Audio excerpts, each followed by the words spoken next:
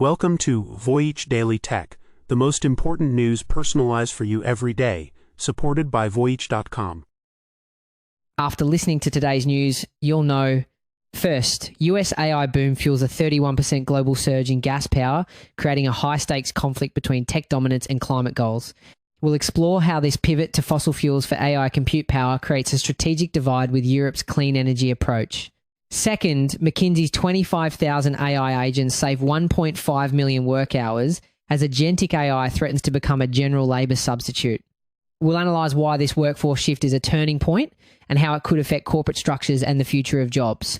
Third, Apple's record $143.8 billion quarter, driven by iPhone hardware, forces a multi-billion-dollar AI partnership with rival Google to upgrade Siri. So we'll discuss why this compromise matters and what it means for Apple's long-standing strategy of vertical integration and user privacy. Fourth, Apple's $2 billion acquisition of Q.ai signals a new race for silent speech tech using facial micro movements for non-verbal commands. Today, we'll take a closer look at this non-invasive approach to brain-computer interfaces and its implications for user privacy and accessibility. Fifth, Meta's stock soars on AI-driven ad revenue, while Microsoft's plummets, revealing a Wall Street clash over two different AI business models. This discussion will reveal how this market reaction connects to the larger debate on AI profitability and what it means for long-term tech investments. The artificial intelligence revolution has a dirty secret. It's not just about code and algorithms. It's fueling a massive global boom in new gas power plants, and the United States is leading the charge. A while back, we talked about sovereign AI by proxy, Gulf states courting top labs and cloud players to tie capital, compute, and crucially, power together. The latest development is a parallel move on home turf. Instead of importing energy partnerships, the US is racing to stand up domestic gas to feed the same AI appetite. Now, when we hear natural gas, we often think it's a cleaner bridge fuel compared to coal, but the story is more complicated. The process of extracting and transporting natural gas leaks methane, a greenhouse gas that is over 80 times more potent than carbon dioxide over a 20-year period. And recent studies show that methane emissions from the US, oil and gas supply chain are nearly 60% higher than official estimates. As we've discussed before, these are city-scale loads we're talking about, so pair that demand with methane leakage and the clean bridge narrative collapses even faster. The numbers themselves are staggering. Gas-fired power generation in development has surged 31% globally. The US just surpassed China with the biggest increase of any country, almost tripling the amount of new gas capacity it had in the works last year. So this isn't just about building power plants. It's a major strategic pivot. We're seeing the US leveraging its domestic natural gas for a short-term competitive edge in AI, while at the same time, the European Union is pursuing what it calls sovereign AI with a focus on energy efficiency and renewables, aiming for climate-neutral data centers by 2030. These are two very different paths to the future. And a while back, we flagged a third path emerging in the Gulf. The UAE's push to be an AI hub, including that $1.5 billion partnership with Microsoft and Sam Altman's direct talks with sovereign wealth funds. Today's update shows the US opting for a faster, dirtier version of the same equation: secure power first, clean it up later. The primary driver for this fossil fuel explosion is the insatiable energy demand from data centers built for generative AI. More than a third of this new gas power in the US is slated to go directly to these facilities. As we've said, that means hundreds of megawatts per campus utilities aren't just adding capacity. They're reshaping grids around AI. But the situation's even more precarious than it seems. This entire build-out is a high-stakes gamble. An expert from Global Energy Monitor just went on the record with a stark warning, stating there is a risk that this capacity could lock in future emissions and become stranded assets if anticipated electricity demand from AI never materializes. That echoes our earlier point. If the bet pays off, the AI energy marriage becomes a moat. If it doesn't, it becomes an anchor. So who is taking on that risk? In many cases, it's not the tech companies. While some tech firms are underwriting these projects in other situations, it's the utility companies and by extension, their customers people like you and me who could be left on the hook for billions of dollars in useless infrastructure if this AI energy demand doesn't pan out as predicted. We also noted how courting sovereign wealth can shift that burden elsewhere. Here at home, it can end up squarely on ratepayers. In other words, we could be building billions of dollars worth of polluting power plants for a tech boom that might not even last. This all begs the question, what is the real end game here? The scale of this is staggering. If all the proposed projects are completed, it would shatter the record for new gas capacity set back in 2002. This build-out creates what experts call an infrastructure lock-in. These facilities have a lifespan of 30 to 40 years, potentially cementing our reliance on fossil fuels for decades and making a genuine transition to renewables that much harder. The core conflict is now crystal clear. The very technology promising to build our digital future is being powered by the energy sources of the past. The pursuit of AI dominance is directly fueling a new heyday for natural gas, creating a surge that threatens to make international climate targets unreachable. And as we've been tracking, whether it's US gas, Europe's efficiency push, or Gulf-backed sovereign AI by proxy, the path we choose now will decide whether AI accelerates the clean transition or locks us into the opposite. We were just talking about the massive physical infrastructure being built to power AI. Now, let's turn to the human infrastructure that's being completely rewired by it. One of the world's top consulting firms, McKinsey, is now running a workforce of 25,000 personalized AI agents alongside its 40,000 human employees. This isn't just about a new tool. It's a fundamental change in how a company is structured. These AI agents are being treated like headcount. In just 18 months, they went from a few thousand to 25,000. And what are they doing? They're handling tasks like research, data analysis, and preparing documents, saving an incredible 1.5 million hours of human work a year. The financial impact is staggering, with some studies showing AI agents can reduce the cost of a single task or interaction by up to 95% compared to a human employee. A while back, we analysed how AI dashboards were already taking on the coordination work of middle management. What McKinsey is doing now effectively codifies that shift. This isn't a future prediction. It's happening now. While companies like Walmart are striking deals with OpenAI and Google to have AI assistants sell you products directly, a stark reality is hitting the labour market. Artificial intelligence was cited as the reason for over 55,000 layoffs across the US last year, with a recent poll showing 40% of employees are now concerned about AI taking their jobs. At the World Economic Forum, multiple executives even warned that some companies would use AI as convenient cover for cuts they planned anyway. That backdrop helps explain why the fear numbers are spiking. That fear is being amplified by top executives. The CEO of AI firm Anthropic, Dario Amodei, just issued a chilling warning, stating that AI is not just replacing single jobs, but acting as a general labour substitute for humans that could cause unusually painful disruption. And remember, we've seen the shock up close. Even HR, the function meant to manage these transitions, has been downsized by automation, which is why warnings like Amodei's land so hard. However, a counter-narrative is emerging from inside the corporate world. To combat what he calls the demonization and freaking out, Calix CEO Michael Weening is telling his company that AI agents are their new teammates. His company even designed its AI agents to look like really non-aggressive, very friendly, Teletubby-like characters to soften their introduction. This Teletubby strategy is a deliberate psychological tactic called anthropomorphism, where we give human-like qualities to non-human things. The goal is to build trust and make the technology feel more approachable. But research shows this can be a double-edged sword. While a friendly face can create a positive connection, it can also lead to what experts call relational dissonance. That's when the AI's cute appearance doesn't match its actual abilities, leading to even greater frustration. Think of the infamous Microsoft Clippy. Weening's take isn't that jobs won't change. He repeats a new mantra: 80% of jobs will change 20%, and 20% of jobs will change 80%. The message is clear: adapt or get left behind. And believe it or not, experts say we're not even at the peak of this disruption yet. They call this the pre-agentic stage, a warm-up for the main event. It's crucial to understand the difference.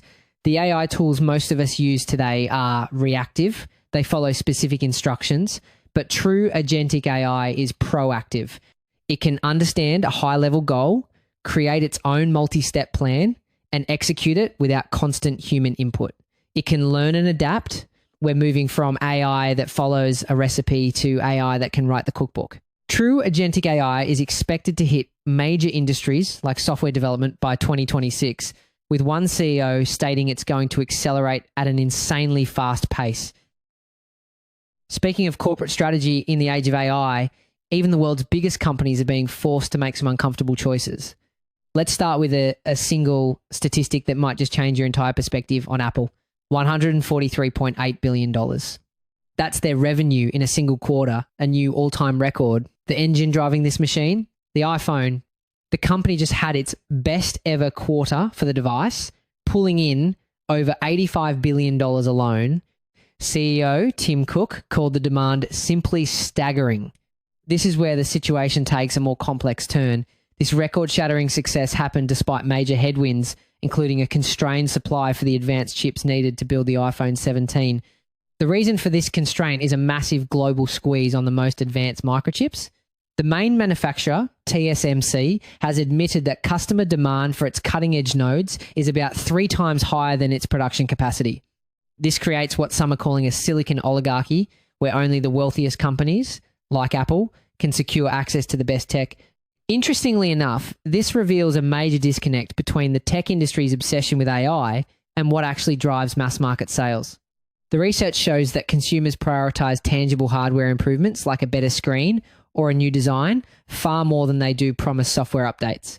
The iPhone 17's success proves that for now, hardware still trumps AI hype. So how is Apple planning to solve its AI problem and win the next tech race? By getting in bed with its biggest rival. Apple is officially partnering with Google using a custom version of its Gemini AI model to power the next generation of Siri. This is a massive strategic compromise for a company that has built its entire identity on controlling every aspect of its products.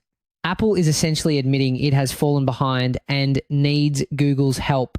To protect user privacy, Apple plans to process AI requests through its private cloud compute, which is designed to ensure that your data remains inaccessible to Google, an extra layer added on top of a relationship that already drew scrutiny in the search era. But that's not the whole picture. Apple also just spent $2 billion to acquire a mysterious AI startup called Q.ai. Reports show the startup's patents involve technology that can read facial skin micro movements, potentially allowing a user to communicate without even talking. This is a non-invasive alternative to brain-computer interfaces. Based on their patents, the technology detects ultra-micro movements of your facial skin to interpret what you want to do. Imagine giving a command to your AI in a crowded room without saying a word. The privacy implications, however, are profound, raising huge questions about surveillance and data security. While iPhone sales are breaking records, other divisions like Mac and wearables are down. This isn't just a story about selling phones anymore. It's a high-stakes pivot, forcing Apple to make massive bets and forge unlikely alliances to secure its dominance in the new era of AI. We just touched on Apple spending $2 billion on a mysterious startup. Let's dive into that story because it's a fascinating glimpse into the future of human-computer interaction. Apple's target is a 4-year-old AI company named Q.ai, and its technology is straight out of science fiction. The company specializes in what it calls silent speech, using optical sensors to recognize facial skin micro movements. This could allow for completely non-verbal discussions with an AI assistant. What's really going on here is a silent speech arms race. For instance, Meta acquired a company called Control Labs, which is working on a wristband that translates nerve signals from your brain into digital commands. It's a very different, more direct approach. What makes Apple's move so interesting is that they're choosing a less invasive path. Instead of trying to read your brain signals directly, they're using optical sensors to read the tiny, almost invisible muscle movements in your face when you subvocalize or speak in your head. It's a bet that this more pragmatic approach can get to market faster. But this also brings up a huge question about privacy. This technology is fundamentally different from something like Face ID. Face ID is a one-time authentication, but silent speech requires continuous monitoring. The device has to be constantly watching for your facial micro movements, and that continuous stream of biometric data could potentially infer not just commands, but also your emotional state or even health information. This creates a massive ethical challenge for a company that stakes its reputation on privacy. And what's fascinating is the founder of Q.ai also founded another company you've probably never heard of, PrimeSense. Apple bought that company back in 2013 and repurposed its technology to create the Face ID system that unlocks your iPhone every single day. The same mind whose technology already powers a core Apple feature is now back to build the next one. This is Apple's playbook in action. They did the exact same thing with PrimeSense, buying it for about $360 million in 2013, 4 full years before we saw the result in the iPhone 10. Apple buys the core foundational technology years before it's ready for a product. This highlights their long-term strategy of vertical integration. The $2 billion price tag tells us they see silent speech as just as fundamental to their future as 3D sensing was a decade ago. A managing partner at Google Ventures, which backed the startup, framed the technology by asking what happens when the computer finally disappears into our daily lives. Apple is making a massive bet on that future of seamless, invisible interaction. And the reason this matters goes even deeper than convenience. This technology could be absolutely revolutionary for accessibility. Imagine someone who has lost the ability to speak due to an illness or injury. A technology that can interpret their silent, intended speech could give them their voice back through a device. So this isn't just about making Siri more convenient. It's about creating profoundly new ways for everyone to communicate. Apple's acquisition shows a long-term strategic bet, but on Wall Street, the debate between long-term vision and short-term profits is playing out in real time. 2 tech titans just dropped their AI report cards, and the market delivered 2 wildly different verdicts. While one company's stock surged, the other's plummeted 10%. The situation presents a fascinating duality. One business model delivers instant cash, while the other is a long-term bet on the future. Investors are picking a clear favorite, and it tells us a lot about what they value right now. A while back, we said there were 2 playbooks emerging, the quick cash ads engine and the build the future infrastructure bet. Today is the clearest scoreboard yet. First, Meta. Shares of the Instagram parent skyrocketed more than 9%. The reason is simple. Its AI investments are already paying the bills. AI-fueled ad targeting boosted revenue by a massive 24%. Meta's AI isn't some far-off concept. It's being used right now to make its ad tools smarter and its content feeds more engaging. The result? A recent report showed a staggering 22% year-over-year revenue surge. That's the kind of immediate return on investment that makes Wall Street cheer. CEO Mark Zuckerberg says the AI improvements will have a compounding effect, and he's betting the house on it, with total expenses set to jump 43% to $169 billion this year. As we flagged a while back, he doesn't want to be constrained by anyone else's tech. Meta is racing to build its own foundation models as part of an independence playbook. Now, get this. Microsoft, which wrote its partnership with OpenAI to become the world's most valuable firm, saw its stock get hammered. Investors are sending a clear warning. The honeymoon is over. They demand to see real profits from the massive spending on artificial intelligence, and Microsoft's latest cloud growth just didn't impress. Actually, Microsoft's AI strategy is fundamentally different. While Meta is getting quick wins from ads, Microsoft is playing the long game. It's building the foundational infrastructure, the digital highways and power plants for the entire AI economy through its Azure cloud services. This is a massive long-term project, and investors are getting impatient. And a new disclosure reveals a staggering risk. A full 45% of Microsoft's cloud backlog is tied directly to its partner, OpenAI. That shows just how deeply intertwined these 2 companies are. Microsoft owns a 27% stake in OpenAI, but the dependency goes both ways.